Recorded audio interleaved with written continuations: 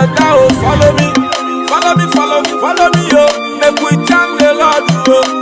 That's why our sin, we see the blessing with money, house, and peace for our family.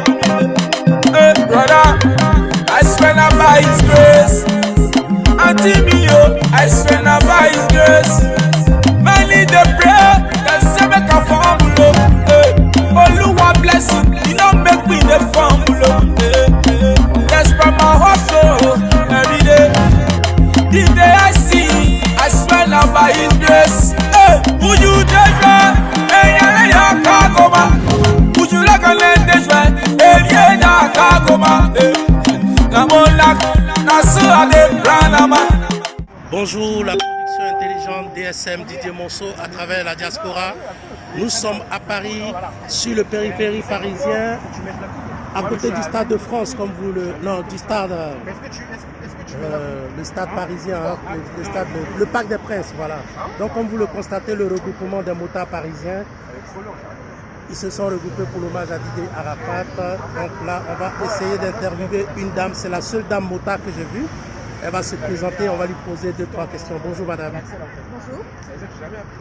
Comment vous appelez? Alors, je suis Elodie. Enchanté. Et depuis que je suis là pour le rassemblement, c'est la seule femme motard que je viens de voir. Donc elle va nous expliquer sa passion pour la moto, comment est-ce qu'elle est arrivée dedans et tout ça. Et par la suite, aujourd'hui, cette passion est devenue une vie.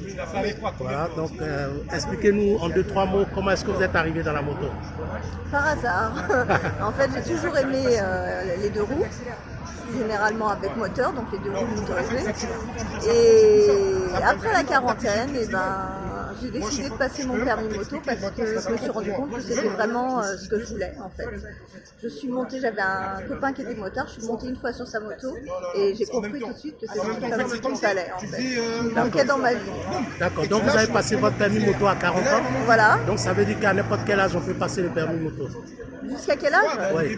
Au début, tu crois trop. À partir de quel âge alors? À partir de 16, je crois que c'est 16 ans, hein, ouais, les 16 premiers, ans, le oui, 16 A1. Après, sinon à partir de 18 ans, comme le permis voiture, en fait. Et après, vous êtes bridé. Tant que vous avez un certain âge, vous allez être bridé dans le permis. Donc à 16 ans, c'est un 125. À partir de 18 ans, ça peut être au-delà, mais vous allez être bridé en 34, 34,5 kW. Ça change tout le temps la loi. En tout cas, vous êtes bridé pendant les 2 premières années. Et avant, c'était jusqu'à 25 ans. Maintenant, c'est pendant les 2 premières années, quel que soit votre âge. Et après, les grosses cylindrées. D'accord. Plus de limite. Et c'est quoi comme moto vous avez? C'est une Kawasaki, un Z650. D'accord. Il pèse combien de kilos? 184. C'est un vrai vélo. D'accord. Est-ce que vous arrivez à faire les roues avant avec? Oui, j'arrive à en faire. J'essaye d'éviter parce que sur route ouverte, c'est pas sécurisé. On ne sait jamais ce qui peut se passer en face, les voitures, un deux roues, un piéton, tout simplement. Et j'ai pas envie de causer d'accident ni pour moi, ni pour une autre personne. D'accord. Et au niveau des équipements, quel équipement vous avez là en ce moment? Alors, c'est tout, c'est la totale. J'ai un casque intégral. Ouais. Alors, pourquoi intégral? Parce que quand on tombe, les premières choses qu'on peut se blesser, c'est la mâchoire. Ouais. Donc, c'est des greffes, jusqu'à des greffes des gencives pour protéger la mâchoire. Et tout le visage, c'est un casque intégral. Après, c'est un cuir avec des protections. Et des genouillères et des bottes. Ouais, parce qu'on protège les malléoles. Regardez l'équipement de la dame. Un équipement assez féroce pour la protection de son genou et de sa cheville. Donc c'est ça. Parce qu'en fait, quand on tombe à moto, on se blesse au niveau des pieds, c'est souvent les malléoles ici.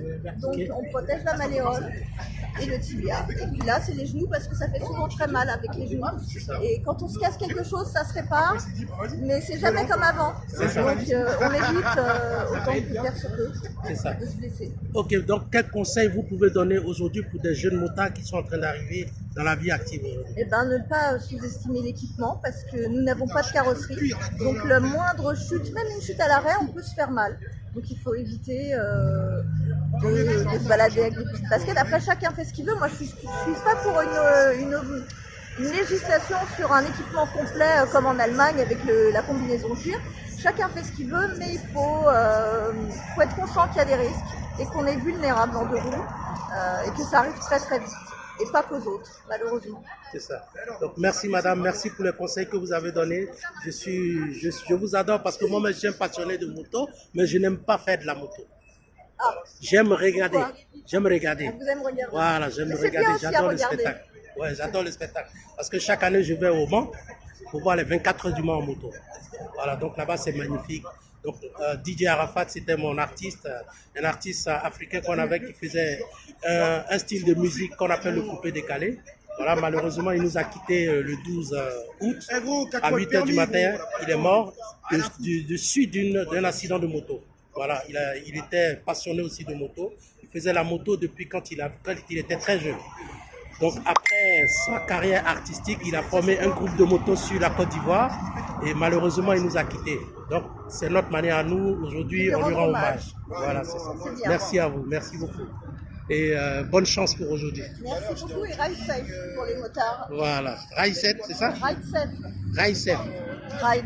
Rouler sécurisé. Ride safe. Ah, ok. Voilà, vous avez bien entendu ce que la dame a dit. Donc, c'est un conseil pour tous les motards de la Côte d'Ivoire et de l'Afrique et du reste du monde entier. La production intelligente depuis la diaspora. Merci et à bientôt.